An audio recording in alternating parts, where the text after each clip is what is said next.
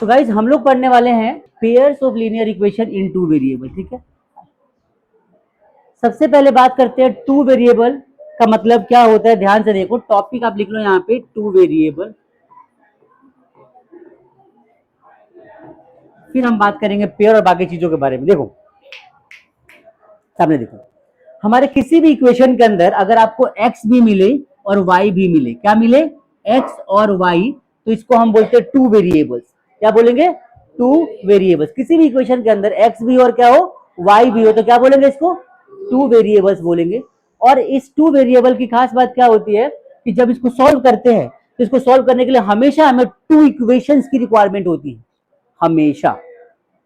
अब एक single equation है और इसमें सिंगल वेरिएबल, एग्जांपल की बात करता हूं, ध्यान से देखो, यहाँ पे मैंने लिखा x plus 6 is equal to 12। ठीक है, x plus 6 is equal to 12। ठीक है, तो अब इसको सॉल्व करेंगे तो क्या हो जाएगा, x is equal to 12 minus 6 हो जाएगा। x इज इक्वल टू क्या आ गया, 6। ये बात समझ में आ गई सबको। अब ये हमारा एक इक्वेशन था जिसमें सिर्फ x था। क्या था, सिर्फ x। किसका, मैं ये नहीं बोल रहा, सिर्फ x था। एक और देखो, y प्लस में 2 इज इक्वल टू -9। ठीक है, हमारे पास एक और इक्वेशन है। मैंने यहाँ पे y की वैल्यू फाइंड करनी है, तो -9 और -2 इधर लेके आ गया, प्लस का 2 इधर के माइनस का हो जाएगा, तो y इज इक्वल टू क्या लिखा मैंने, -11। तो यहाँ पर y की वैल्यू आ गई। अब इक्वेशन के अंदर जब ये वाले इक्वेशन की बात करते हैं तो ये क्या है, वन वेरिएबल इक्वेशन है। कैसा है, वन वेरिएबल, मतलब या तो सिर्फ x हो या तो सिर्फ y हो, उसको बोलेंगे वन वेरिएबल्स। लेकिन जब किसी इक्वेशन के अंदर दोनों के दोनों आ गए, x भी आ गया और y भी आ गया, इसको बोलते हैं टू वेरिएबल्स। बात समझ में आ गई, पहली बात। दूसरी बात देखो, अब ये वन वेरिएबल था तो सॉल्व किया मैंने, तो x की एक वैल्यू आई हमारी।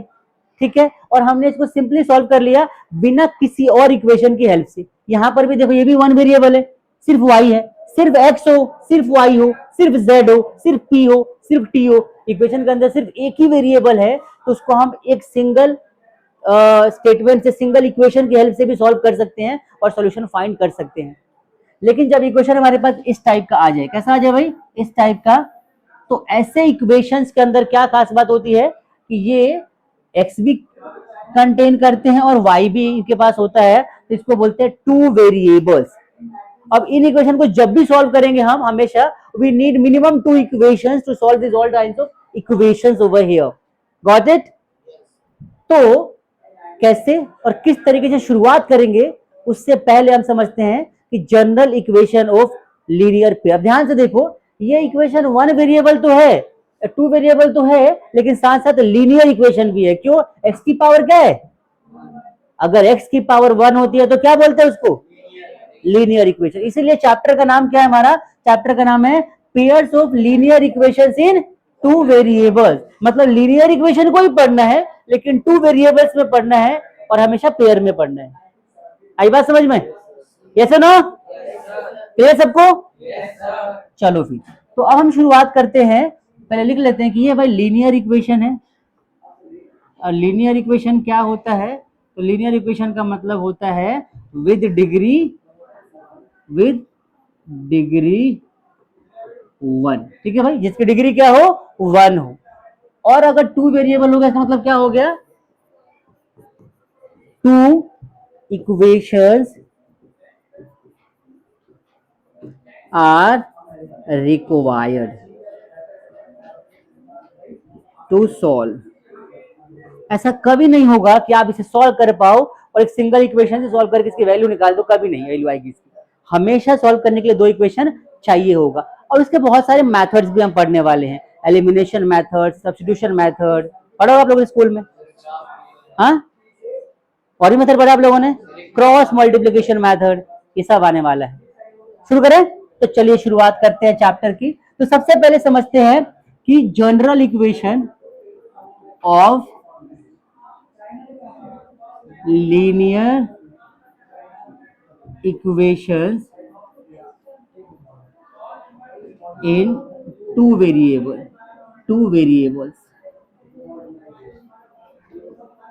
आई बात समझ में, ध्यान से देखो, जनरल इक्वेशन मतलब जनरल फॉर्मूला क्या होता है, आप इसको GF लिख दो। क्या बात है, बड़ा अच्छा सा वर्ड मिलेगा नहीं, मैं तो खुश हो गया होगा। GF वर्ड आया आपने, बेटा खुशी सबके चेहरे पर नजर आ रही है मुझे, देख लो यार, अब खुश हो रहे तू, तो मैं खुश हो कर भी कह सकता हूँ। देखो भाई, तो GF मतलब क्या, जनरल फॉर्मूला बोल रहा हूँ मैं यहाँ पे, AX प्लस में BY प्लस में C इज इक्वल टू 0। बात समझ में आ गई। अब यहाँ पर ध्यान से देखो, X का कोफिशिएंट क्या होता है, Y का कोफिशिएंट क्या होता है, और C क्या होता है, कांस्टेंट।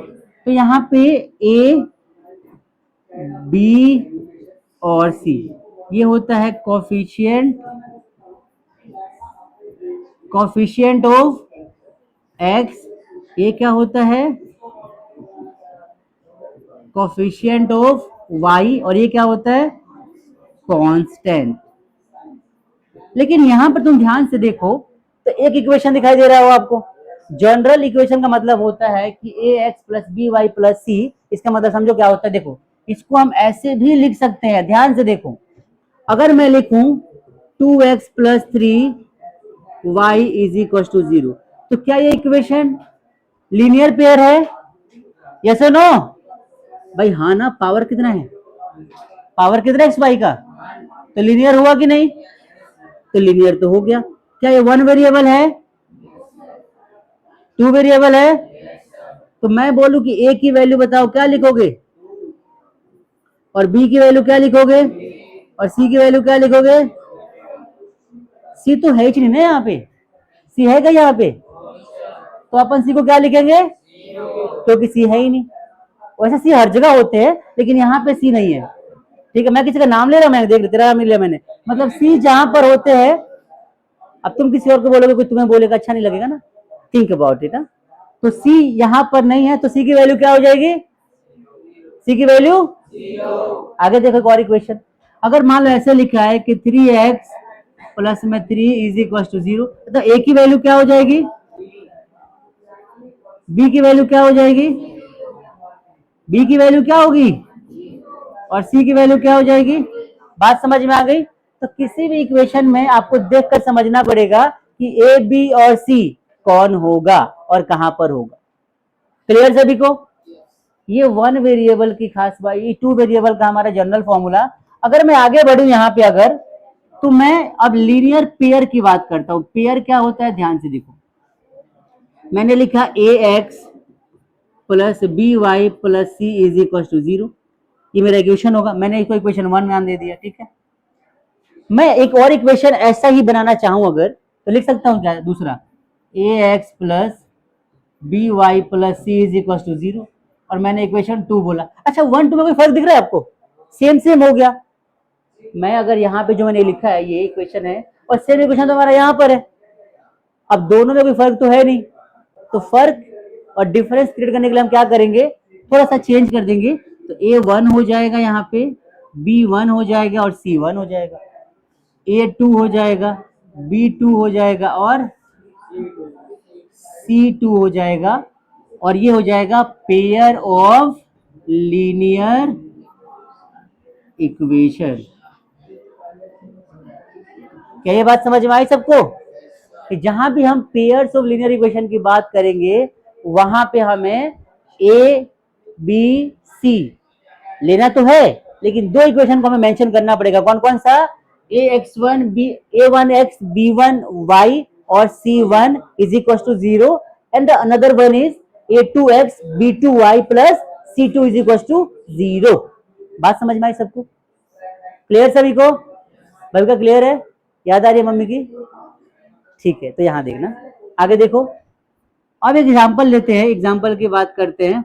मैंने लिखा 2x plus 3y plus 6 is equal to 0, और यहाँ पे लिखा 3x plus 4y plus 9 is equal to 0। मुझे बताओ A1 की वैल्यू क्या हो जाएगी, B1 की वैल्यू क्या हो जाएगी, और C1 की वैल्यू क्या होगी। जिससे पूछूंगा वो बताएगा। माँ बताओ जल्दी से, A1 की वैल्यू क्या होगी, 2 होगी, पक्का। A2 की वैल्यू क्या होगी, A2 की वैल्यू, वेरी गुड। तो A2 की वैल्यू क्या हो जाएगी हमारी, 3, और यहाँ पे लिखते हैं B2, और यहाँ पे लिख लेते हैं C2। मैम C2 की वैल्यू क्या होगी? C2 की वैल्यू 9, C1 की वैल्यू, C1 की वैल्यू 6, तो C1 की वैल्यू 6। अब बताओ B2 की वैल्यू, B2 की वैल्यू, B2 की वैल्यू 4, और आप बताओ लास्ट में B1 की वैल्यू, B1 की वैल्यू 3। सबको समझ में आ गया? तो A1 B1 C1 A2 B2 C2 कैसे फाइंड करते हैं? क्लियर हुआ सभी को? Yes no? सबको क्लियर है? इस टॉपिक के बेस पे हम एक्सरसाइज 3.1 सॉल्व कर सकते हैं, लेकिन अभी करेंगे नहीं, थोड़ी चीज और जान लो फिर आगे बढ़ते। ठीक है, इतना क्लियर हुआ सभी को भाई? ये चैप्टर का इंट्रोडक्शन था कि लीनियर पेयर क्या होते हैं, लीनियर इक्वेशन क्या होता है, और कैसे इसको हम सॉल्व कर सकते हैं। आगे बढ़े, चलो आज अब मैं कुछ आपको क्वेश्चंस दूंगा और आपको क्या करना है, उसको सॉल्व करना है। A1 B1 और C1 बताना है, लेकिन पहले देखना है, पहले देखना है। ठीक है, आज तो पहला क्वेश्चन यहाँ पे लिखते हैं 3x is equal to 2y minus 6, 2 is equal to 2x minus 3 is equal to 4y, 3x minus 4y is equal to 6, 2x is equal to 6 minus 4।